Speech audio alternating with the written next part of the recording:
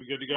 Okay, we are recording now. With that, let me introduce Dr. Jim Lane, and this is the series of the webinar. He's going to be presenting autoethnography. With that said, please, Jim, it's all yours. All right, thank you, Armando. Good afternoon or good evening if you're on the East Coast, and welcome to our autoethnography webinar. Probably a little different presentation. This is qualitative, not quantitative, so it's literary. So we have to begin with a quote from a reflective writer, Joseph Conrad. My task, which I am trying to achieve, is by the power of the written word to make you hear, to make you feel. It is before all to make you see. That and no more, and it is everything. If I succeed, you shall find there according to your deserts. Encouragement, consolation, fear, charm, all you demand, and perhaps also that glimpse of truth for which you have forgotten to ask. So you literary types will remember Heart of Darkness and The Secret Share and other things from Joseph Conrad. And of course, another reflective poet, T.S. Eliot. Do I dare disturb the universe? Do I dare to eat a peach? And that pretty much in a nutshell is what autoethnography is about. And regarding autoethnography, it's all about ourselves and our background. So this is my background just very quickly. Started life as a high school English teacher. Along the way, I wrote magazine articles, freelance, and went into school administration and then retired a few years ago as a middle school principal. My dissertation used autoethnography and narrative inquiry to analyze professional ethical dilemmas, and that really is where I spend my research focus these days, is educational leadership and ethics. I've done several conference presentations to book chapters regarding autoethnography, and I've been to several autoethnography conferences and presentations. I'm not an expert, I just have an interest, and I enjoy it, and I just want to share some things that I've come across and try to hit the high points. Just the overview of autoethnography. Autoethnography, through that, we offer reflexive stories of our own lived experiences. We use autobiographical data to analyze and to interpret cultural implications. So that is just a nutshell of autoethnography.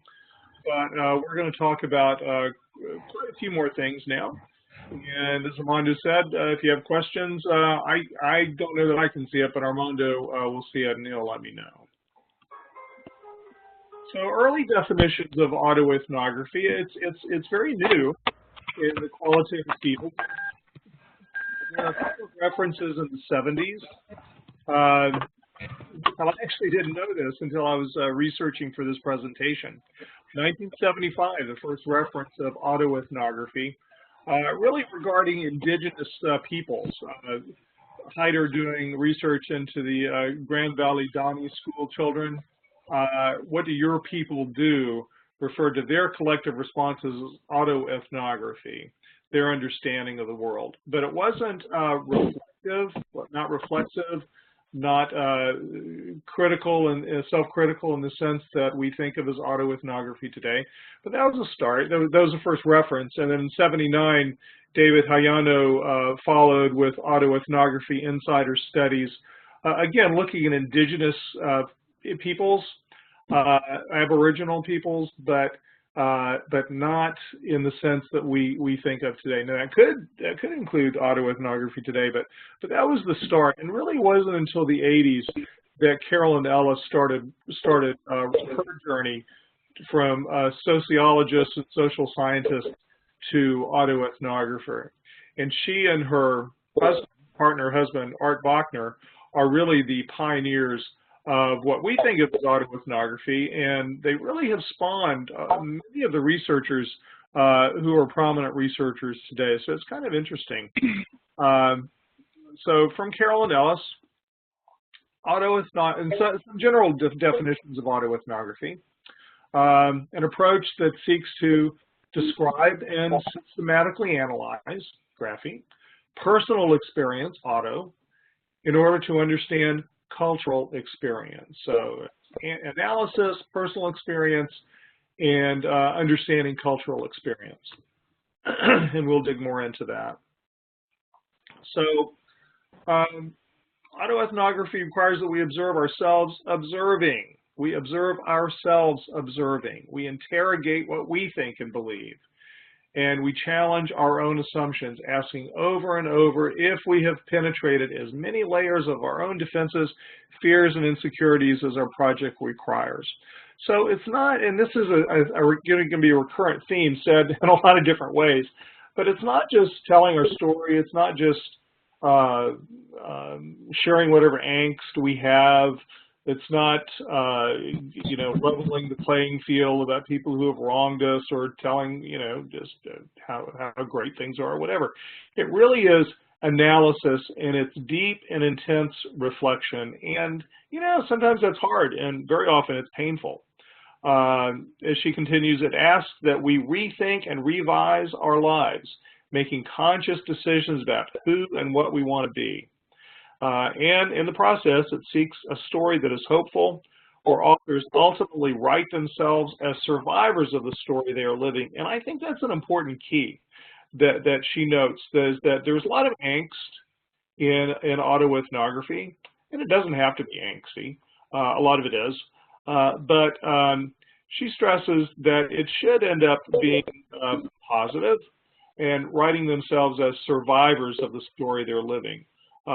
Just as a side note, a project that she's working on now that I've seen her talk about several times is she meets periodically with a Holocaust survivor, a man in his 90s, and remarkable, helping him tell his story. So that's kind of a collaborative autoethnography. And it's just a project that she's taken on. And it's just fascinating to hear him share, to see him share his experiences, poignant, painful, terrible, but yet hopeful and triumphant. And I think that she kind of captures that there. This is a conceptual framework for autoethnography. This is by Chang, who has written really a pretty good look at the methodological structure of autoethnography. And just at the end of the presentation, I'll show you that book.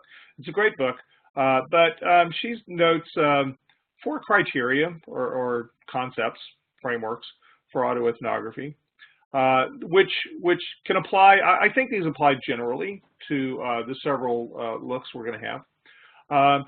Culture is a group-oriented concept by which self is always connected with others. We're in the culture, we're always connected with other people. The reading and writing of self-narratives provides a window through which self and others can be examined and understood. Again, there's self, there's ourselves, and then others, examining and understanding. And it's reading and writing. 3, telling one story does not automatically result in the cultural understanding of self and others. And I think that's a key to autoethnography that people miss. Just because you tell your story doesn't mean that you've done the deep dive in reflection and analysis of self and others that the methodology requires. So, and this is number 4 is really why I've been attracted to it.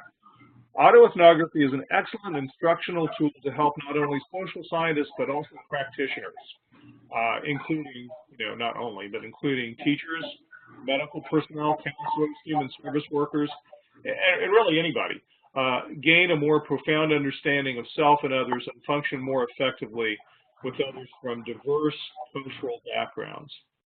And again, these are going to be themes that we see repeat. First of all, practitioners to understand what's going on, whether they're personal lives or professional lives. And that's the professional aspect is something that really attracts me to autoethnography, because understanding my world, which is education and educational leadership, and through my experiences and others' experiences of others, how can we contribute more to the profession? But that's where that deep dive into analysis, looking at oneself and cultural backgrounds. So that's Chang. Denson, Hart Denson, who was, kind of the grandfather of qualitative inquiry, has 9 conventions of autoethnography. Again, the existence of others. So we're not in the world by ourselves. We're in culture. We're connected to others. We're not islands. The influence and importance of race, gender, and class. And we're going to see this come up again. This is a strong theme in autoethnography, and especially through what I've seen with Norm Denson and others, Qualitative Inquiry Journal, is that it's a way to talk about race, it's a way to talk about gender, it's a way to talk about class, about all of these marginalized groups, and again, we'll see that kind of, that's a dominant thing. It doesn't mean you have to see, and it's pretty broad, but it's just one way that it goes. Family beginnings is another interesting area. Chris Poulos out of UNC, North Carolina, writes a lot about family and insights into family. And again, I've got a book at the end that I will show you. It's pretty interesting the way he's turned autoethnography into examining his relationship with his father and his family. And my question is always, that's fine, but so what? And so what's the bigger picture? And just for me personally, since autoethnography is personal, one topic that I keep mulling around is the topic of the Confederacy, and I have Confederate soldiers in my past, and how do I feel about that? And one of my goals in the next couple of years is to dig around in that and to examine. I mean, I've been to a Confederate graveyard and the family graveyard in Georgia, and I want to dig more around to that. What does that mean? What were those people like? What were they thinking? What do I think about it? That's the heritage. So I feel like that's a thing that I want to explore. It's just an example. And I feel like that is something that could go from something specifically with me to something that would be interest and importance to a broader area. Turning points. We'll see this again, but there's always a turning point in autoethnography, an epiphany, something that we've realized that we haven't seen before. And that's part of that deep dive of analysis. We know the authors, we know the observers, we know the author, and he is me, or he is you. We're right in there, and we know that. So he talks about objective life markers. So there's a lot of subjectivity here, turning points, epiphanies are subjective, certainly. But we have objective life markers. There was a time when somebody was born, there's a time when somebody died, there's a time when you started a job or you left a job or other things happen. So those are life markers, and those are always pivotal in autoethnography. The real people with real lives. Now, one aspect of autoethnography is sometimes fictionalization just to protect the identities of people. And we'll talk about ethics again a little later. But these are real people, real lives. And again, like all qualitative research, instead of quantitative, which obviously has great value, and looking at the spectrum of society, this is a deep dive into one's own individual experience. Again, turning point experiences and truthful statements distinguished from fiction. And of course, what is truth? Truth is whatever is truth to you, but it's after a deep dive into the self. All kinds of autoethnography, and I think really, maybe like all qualitative research, expanding all the time. Individual is probably the most common, but collaborative, which is pretty interesting, where people working together, and of course in Phoenix, through the Research Hub, we're used to working collaboratively across differences, but a collaborative autoethnography, digging into an experience that people shared together, pretty powerful.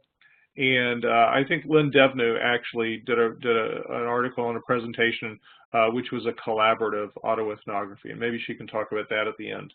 I think that's pretty interesting and powerful.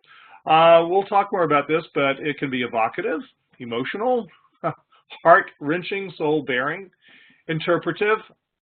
We'll look at performance, which is a growing trend, critical, looking pretty much at social justice issues, and analytic. And I will just tell you, the evocative part of this program for me is that I'm not going to be especially evocative. I'm more analytic and more interpretive. But the good news is that there's something for everyone. And I'll just tell you too, this particular reference is from Ron Chennai, who put together a really excellent presentation on autoethnography through Nova Southeastern University, which is the site of the qualitative report and the TQR conference, which many of us are going to in Fort Lauderdale in January. But anyway, that's listed on the autoethnography site through the Research Hub, and I'll show you that in a minute. So anyway, it's a pretty good presentation, and certainly maybe better than this one, but check it out. So critical autoethnography, these are references from Robin Boylorn, who's African-American writer at University of Alabama. Pretty young. She's had a great career. She's a product of Art and Carolyn. And so anyway, this is her focus. Her focus is very personal. And let's look at some of the things she says. Critical autoethnography requires researchers to acknowledge the inevitable privileges we experience alongside marginalization and to take responsibility for our subjective lenses through reflexivity. Pretty intense. Cultural experiences are oftentimes taken for granted because of the seemingly interconnected and multicultural society we live in.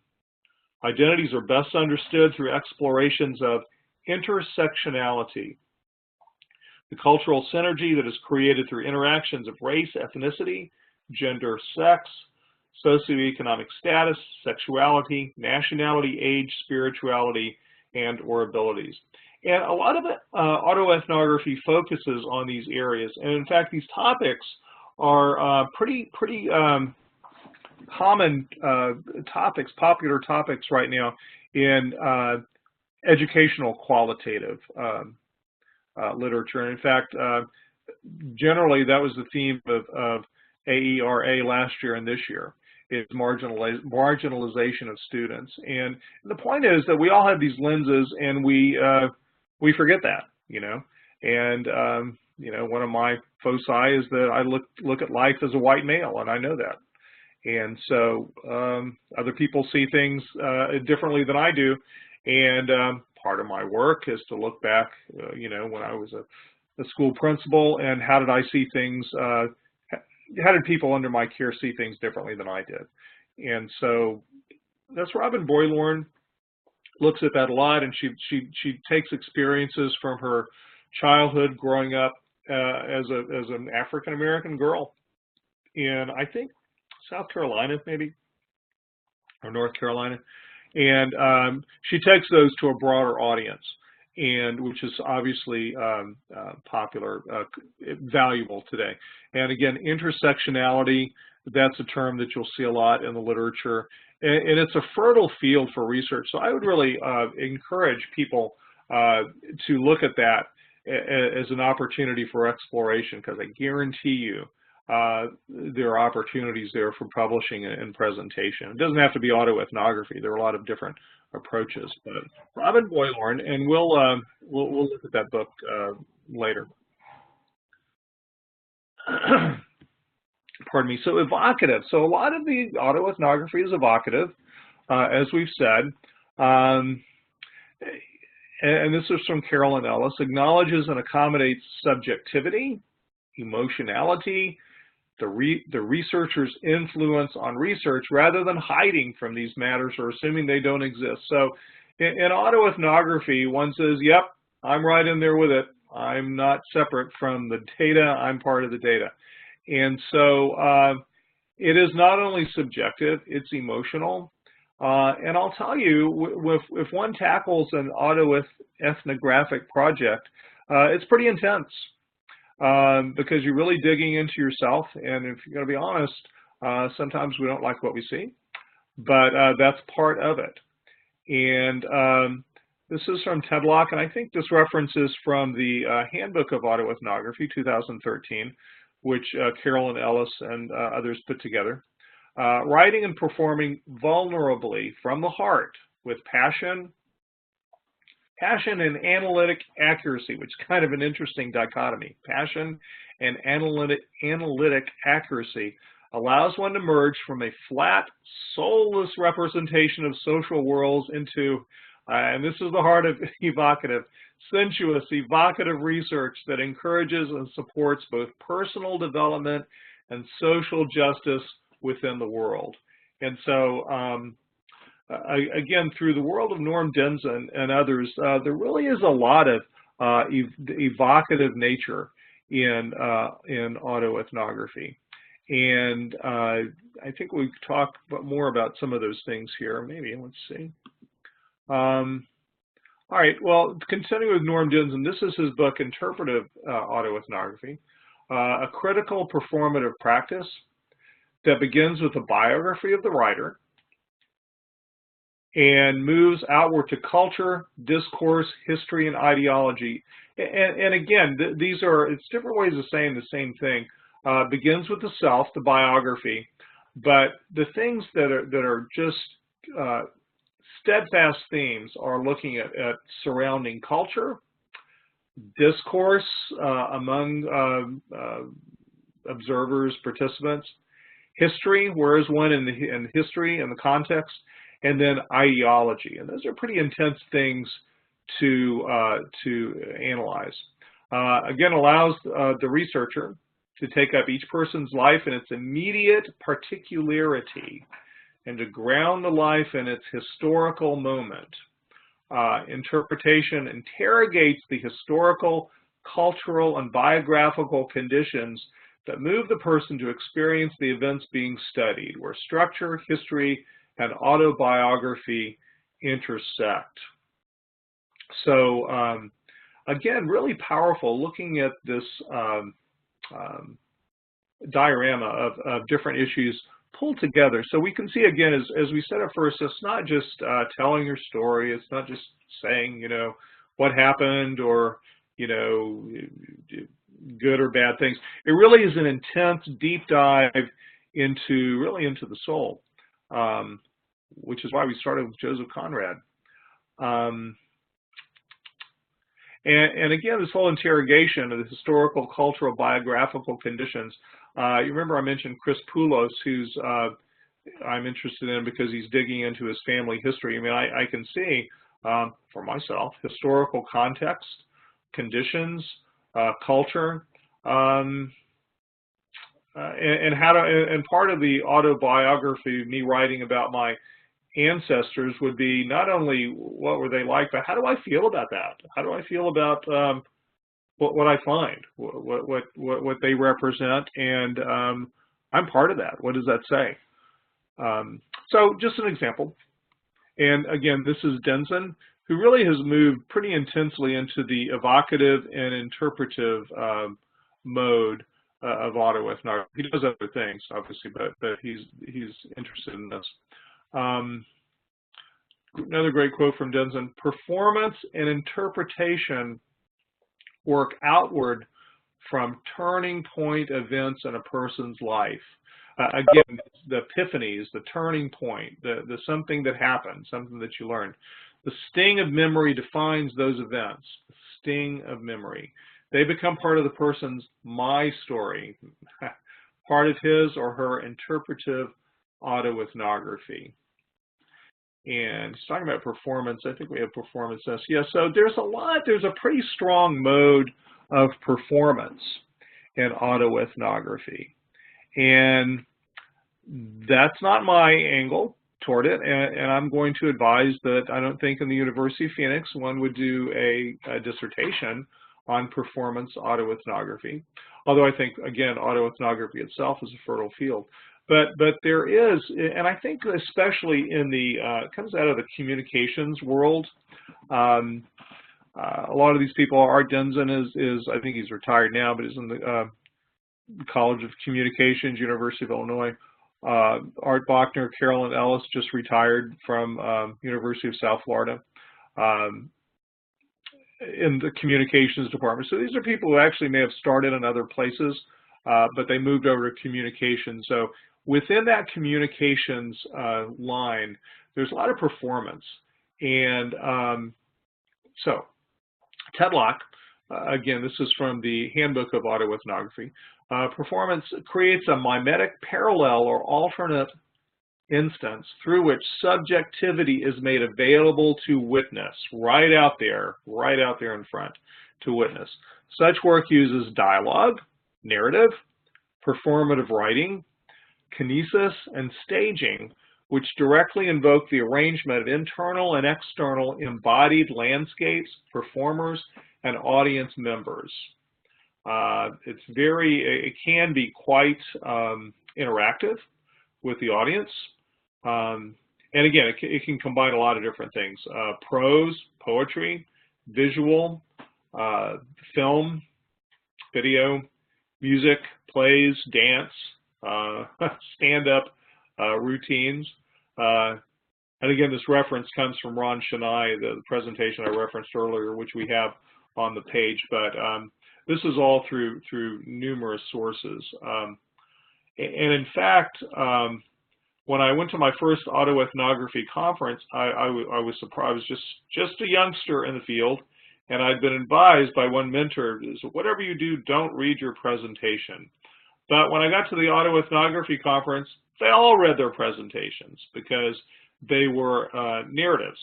And so it's pretty common in autoethnographic circles to read a narrative, even if it's not poetry, even if it's not a play, not a song or anything.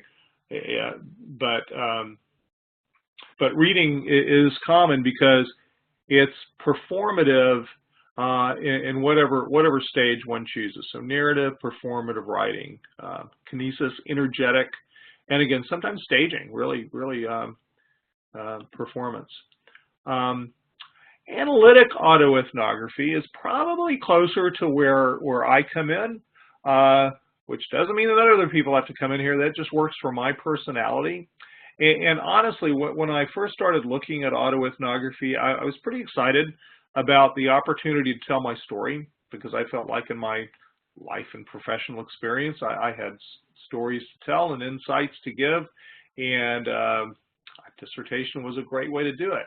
But I just didn't feel like I was evocative enough, and really from the methodologists I was working with, I needed more. I needed to be more analytic. So lo and behold, Anderson argues for something he's called analytic autoethnography. Concerned that autoethnography, and this is 2006, but it's consistent today, too closely identified with the purgative, and purgative is certainly part of it, kind of purging the angst, and laments the emotionally wrenching experiences such as illness, death, victimization, and divorce. He doesn't minimize those, but he just argues for a more analytic approach to personal reflection. And so for Anderson, the autoethnographer is a more analytic and self-conscious participant in the conversation than is the typical group member. The autoethnography's understandings, both as a member and a researcher, emerge not from detached discovery, but engaged dialogue. So he's still in there. You're still analyzing your story, but he just argues for analytical and less purgative. Anderson, again, argues for a more analytic approach to personal reflection and proposes 5 key features of analytic autoethnography. So complete member researcher status, which means you are in it. It is about you. You're a full member. You're not observing, as those first references of autoethnography from the 70s where the researchers were observing, more of an anthropological observation of Aboriginal peoples. Anderson agrees, you've got to be in it. It's about you. What he calls complete member researcher status. Analytic reflexivity, so one reflects, but one is analytical. Narrative visibility of the researcher self, you're writing about it. You may have dialogue with informants beyond the self, so that's pretty common. And we talked about collaborative autoethnography as one aspect, but really, talking about others within the experience is fine. And then commitment to theoretical analysis. So, pardon me, for him, there's got to be some other conceptual framework. And for me, it's educational ethics. And that generally is my theoretical frame. And there's a pretty interesting article, and I think I have it listed in the references that are posted on the page, where there's kind of a dialogue between Carolyn Ellis and Anderson, Leon, I think his first name is Leon Anderson, regarding these two aspects, the evocative versus the analytic. And Carolyn Ellis agrees with the need for analysis. She's not all evocative. She's probably a little, she's more in the middle than some of the others who are quite evocative. But Anderson is really on the other side. And I would argue that if one is going to do an autoethnographic dissertation, might be more fruitful to lean more toward the analytic than the evocative and performative, and save that for when you get your doctorate and you go out to presentations, and I guarantee you'll find an audience. When you're doing, and Carolyn Ellis would agree with this as well, but the first attraction to autoethnography would be, I'm just going to write about my memories, and that's fine. There's certainly nothing wrong with that, and there's a lot of power in that. But, and again, I would say especially for a dissertation, or if you're trying to get, some of those first articles published, you really need something else that's going to be those markers of the experience. I don't know, if you're taking from professional experiences, notes, memos, agendas of events, emails, all of those things, that we collect as part of the minutia of our daily lives. You can certainly do interviews of folks who are in the event. Member checking is going back and say, this is how I remembered it. Look at this. Do you remember it that way? Or if they didn't, what is it? It doesn't mean that people change what you think, but member checking just to check to see if what their impression of the experience was. Analytic memos, reflective journals, I think are two pretty powerful tools. And that's obviously not just for autoethnography, that's true for narrative analysis as well, phenomenology. As you go through the data, writing those notes, writing those personal analyses, the insights, the ahas, and that's where those epiphanies come from, those things, I didn't really see it through that lens before. And really, it's only through that reflection that you see. It's really hard in the moment, as we know, to analyze the meaning of especially strong events, powerful events. And really, that's what we're writing about, is powerful events that really mean something to us. So the analytic memos, reflective journals.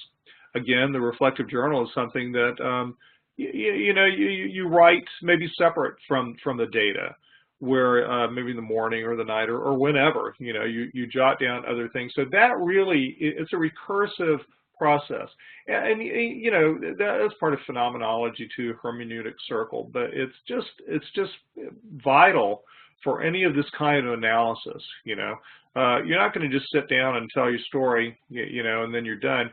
Nope, not going to do it. You really need that deep dive analysis. It takes time. It's intense. It's not something you just slam off, and so it's just not for everybody. If it's for you, then it's a real treasure, but it takes work. Vignettes, often they're vignettes, narratives, little stories about what happened. For Ellis, autoethnography show people in the process of figuring out what to do, how to live, what their struggles mean.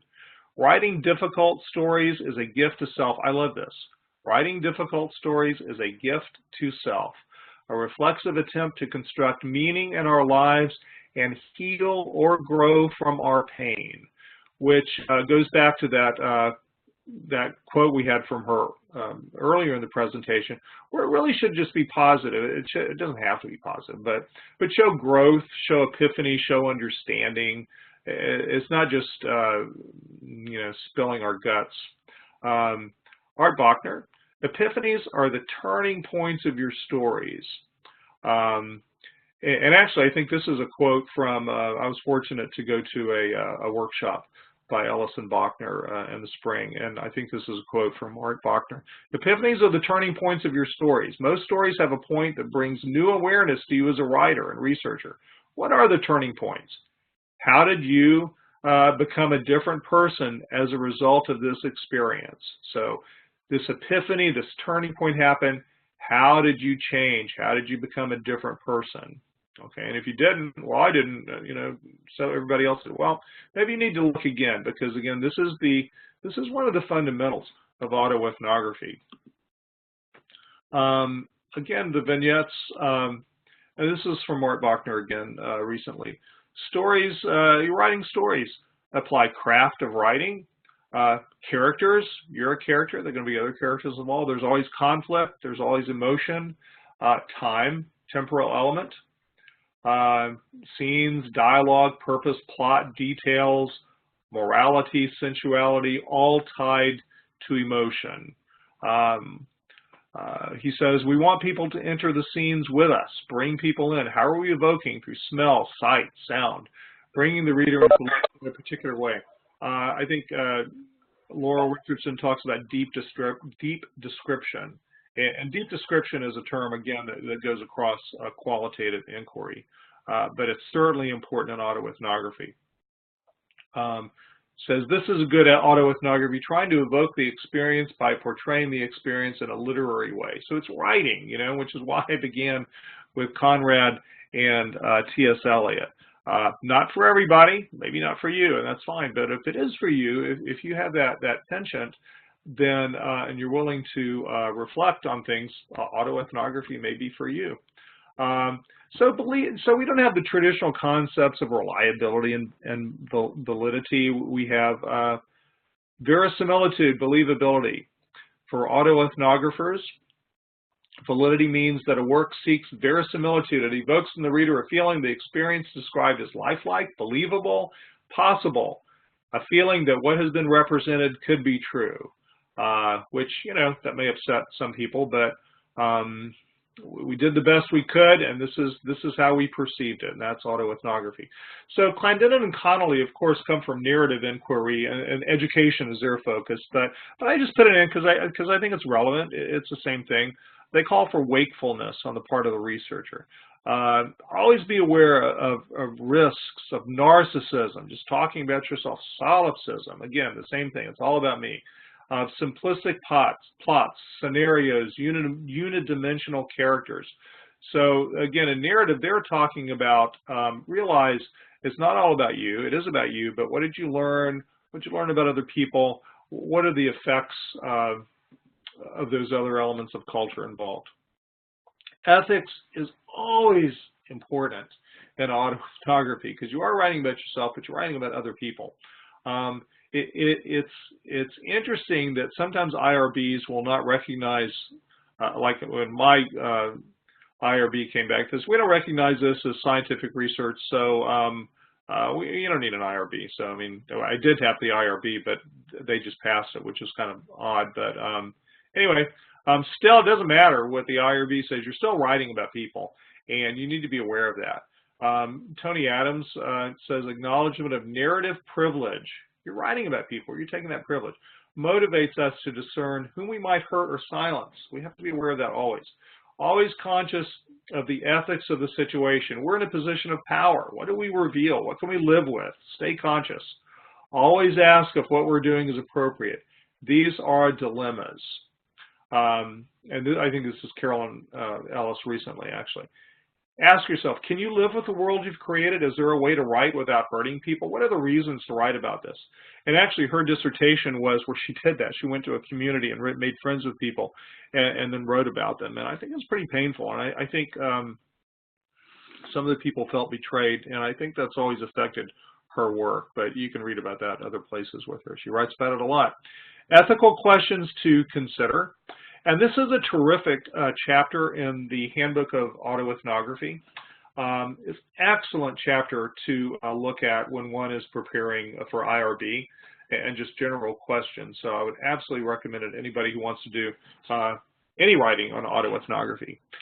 Just questions to consider. Do you have the right? Do you right to write about others without their consent? What effect do these stories have on individuals and your relationship with them? It's going to change if they see it. And they may not ever see it. But if they do, you know, and that's another question, do you show it to them?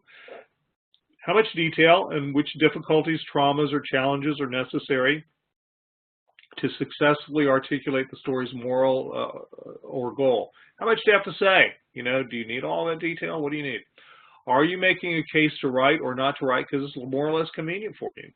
Okay, it's just easier to write about.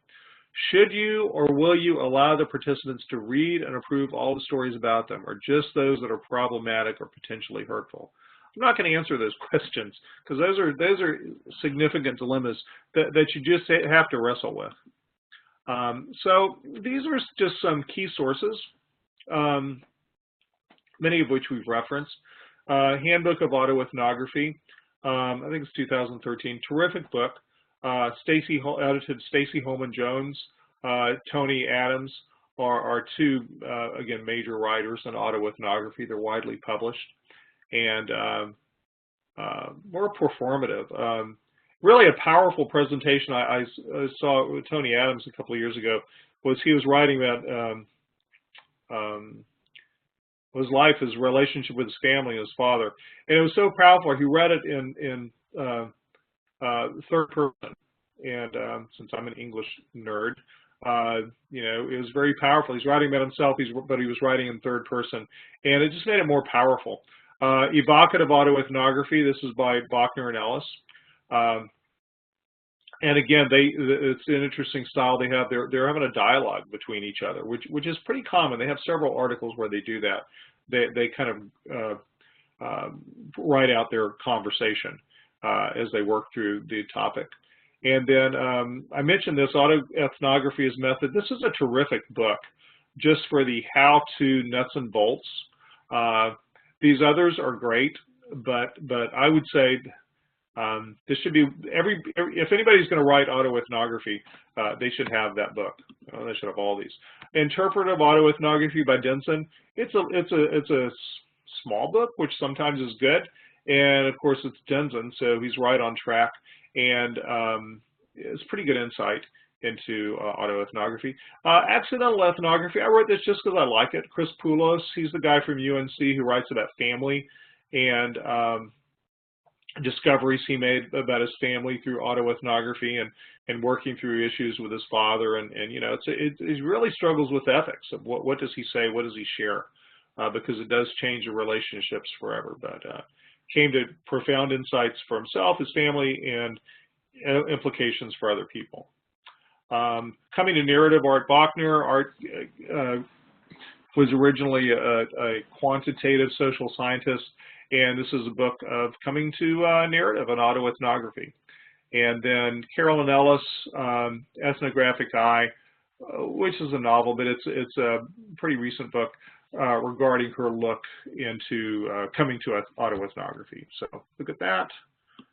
That just shows the geek that I am. That's me and Bachner and Ellis at a recent conference. So final thoughts with perhaps the original American, the autoethnographer of American letters, Walt Whitman. Long have you timidly waited, holding a plank by the shore. Now I will you to be a bold swimmer, to jump off in the midst of the sea, rise again, nod to me, shout, and laughingly dash with your hair. Song of Myself. And if you don't want to read any autoethnography, go ahead and read Song of Myself, and that'll probably tell you all you need to know. These are some references, And we do have the research methodology group, ethnography section, and is that going to work? Who knows? Yeah, there we go. So you can see our other resources there. And there's an interesting piece here, which is some films of Carolyn and Art Bachner talking, which is pretty good. So encourage you to do that. And let's see, let me get out of that, don't I? I don't know what happened. Okay. There we go. Okay. So that's that. I'm done. Questions, comments, thoughts? Okay, Dr. Lane, thank you so much. Now, we're still recording. We're going to open for questions. Let's try it and see if you can unmute yourself and then ask the question. If you cannot, then raise your hand and I will unmute. So we're now open for questions, still recording.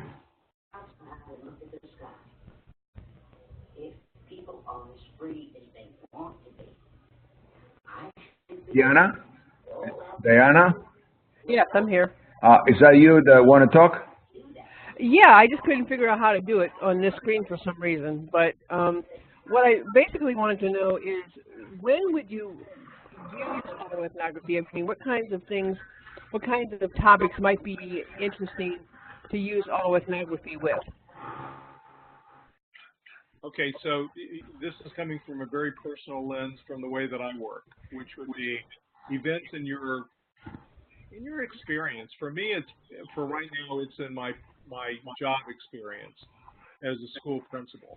And you know, one topic that's interesting for me is problematic situations I had working with employees. And the issue is not as much the employees as what did I learn about myself in working through that. So events that were important to you, experiences that were evocative, things that you keep coming back to, things that you kind of, there's some random moments that come to you, those would be things that you would write about. Now, okay, if you look at the autoethnography literature, if you pick up qualitative inquiry, as I said, it's quite evocative. It's not necessarily that analytical.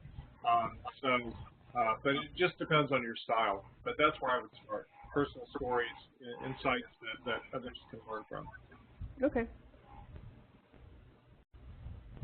Anybody else? I wondered if Lynn wanted to talk about her collaborative autoethnography.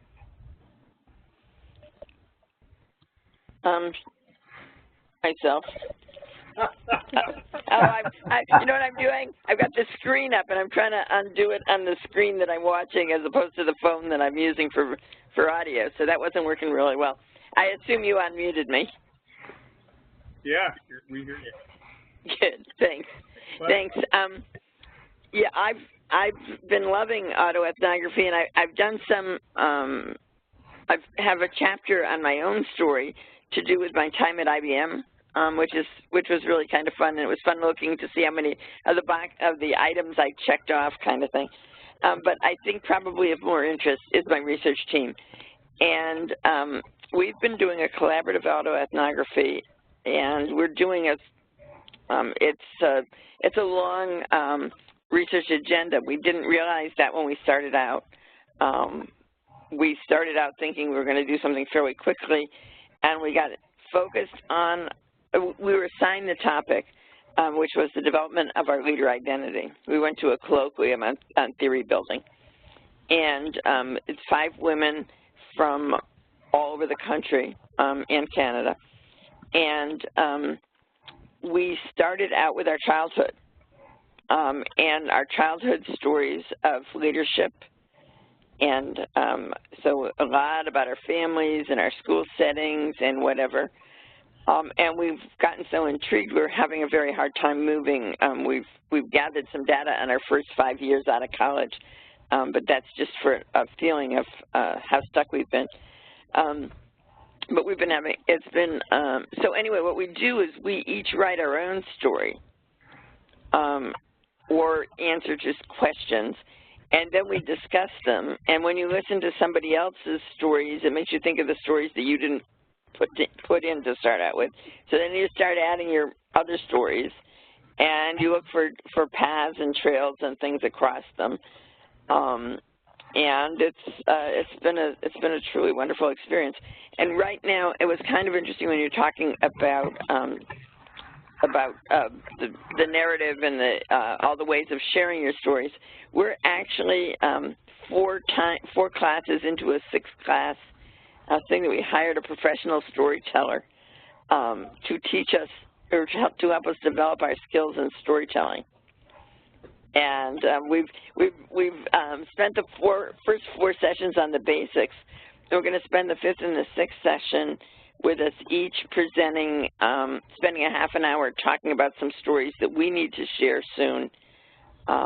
We have a couple things coming up that we're sharing stories in, and we can each pick whatever parts we want, and then we'll get feedback from each other, but more importantly from the professional storyteller. But one of his objectives is to get us better at helping each other, and we're hoping that that will help us both in our data gathering when we're developing our stories, and then again when we're actually presenting them at conferences or writing them into articles or books or whatever, how to do a better job of writing them in such an evocative manner that other people live the stories with us. Yeah. Thank you. I'm glad you mentioned that about the life history. I remember you talking about that before, and that really, that was important for me, just learning how my attitudes were shaped. And that goes back to that Robin Boylorn talking about, we all come from a cultural milieu of our own, and how do we interact? How does that shape our worldview? How do we apply that? The collaborative aspect also reminded me with a couple of research teams I'm working with now. One is compassion fatigue, and we're talking about school administrators who have had different experiences with just different burnout of different kinds. And we're getting all kinds of stories.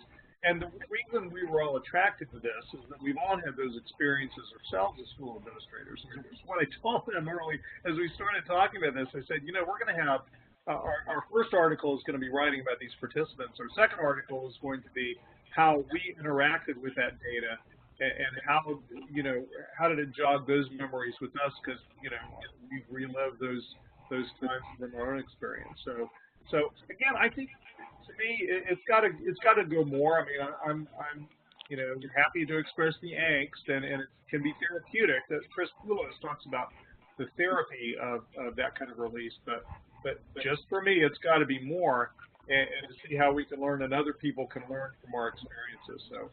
Right, we're definitely not doing ours as an angst thing. We're doing it on how women develop their leader identities is what we're, and what the things are that stand in the way and what the things are that help make it possible, so that we can encourage the things that help make it possible and minimize or help address the things that don't. We actually have an article on our methodology in the qualitative report. Right. And it's, I don't know how, it's last year's, I guess. But Tony Adams was the reviewer, and as opposed to anything else I've submitted someplace where the reviewer's making comments, all the comments said Tony Adams. So it was wonderful because we quickly ran out to get Tony Adams' books, to understand. And it was a fascinating experience because we had done a wonderful job of saturating the collaborative autoethnography literature, but at that point we hadn't read the pure collaborative autoethnography literature, which sounds so stupid now, but it hadn't seemed stupid then. And so he basically said, guys, a lot of these things you're obsessing about have been well addressed. Maybe you need to read the actual autoethnography literature, and he suggested Carol Ann's and a few other, and arts and several other things that would be a good place to start. And so I mean, it was a wonderful review. They were very positive, and they were very delighted to have it back, although it took us a very long time to get it back because we it's not trivial to start having to learn about what autoethnography is, but anyway. Yeah, it's proper. And I think actually on the autoethnography page, I think you have your article. I'm pretty sure I have your article linked there, so people should go and check that out. And Yeah, I was really impressed when I heard that because Tony Adams is one of the apostles of Carol and Ellison. In fact, I at a conference I was recently, I passed them. They were deep in thought, talking to each other. So they're kind of very good friends. So good, thank you. Anybody else?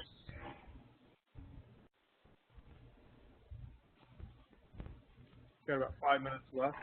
Yeah. Okay, as a reminder, the recording will be posted into the calendar and the webinar page. And I post this as a link as opposed to you download the file because it's heavy. So you can click and start listening at once. So just a reminder, it will be available. Good. And also, And the presentation, by the way, too, right? I guess I used the one you just sent me today. yeah, that's fine. Good. Anybody else? You want to put a pitch for grounded theory? I see Mark here. You doing grounded theory is next month? Yes, it is. Invitations have been sent. Jim, I just wanted to say thank you, great presentation, and also thank you, Lynn, for sharing your experience and the story about your study as well. Yeah, thank you, Lynn. You're welcome. I knew that Lynn would ensure a strong finish. Well, if there's extra time, Jim, if you want to talk a little bit about your spot on Phoenix Connect, or I mean in the research centers, I think that would be, I would love to hear more about it, and I bet others would too. Okay. I mean, you touched on it briefly, but you might encourage us all to go there. Maybe maybe I'm the only one who hasn't been there, but I obviously should have been. Yeah, well, this is a good, so here it is. And so I give an overview, and I really think there are some excellent resources here. Here is a keynote presentation from Art and Carolyn talking, and then here's another conversation with them. So I have links to 2 presentations by them. They're not the only ones. Okay, all kinds of people write about this stuff, but those are the 2 pioneers. Another good overview by Ron Chennai, who's the editor of the Qualitative Report. Here are some blogs, things that I've written. Here is Lynn Devenu, learning from our multi-stage collaborative autoethnography. That's great. I wish I could post the chapter I wrote on my time at IBM, but I can't get permission to do it. People have to buy a $35 book if they want to read it. Yeah, good. I have a chapter that's, I don't know where it is, out there in the netherworld somewhere, talking about my lifelong learning as a white male former principal. So maybe I'll be able to share that one day. I'm not. Yeah, well, it's one of those lessons in thinking about where you publish something. Yeah. Okay. So anyway, yeah, go to the page. Here's Lynn's. Okay, what's going on here? So check Lynn's stuff out. And there's just a different list of references, which I think are at the end of here too. All right, and then of course there are various other, on that page, there's all kinds of our different methodologies that you can reference. So I think Ryan and I are doing narrative inquiry in September, so you want to be sure to tune in for that to hear Ryan. Okay? So I think that's it. We're almost at 8 o'clock. Any other thoughts?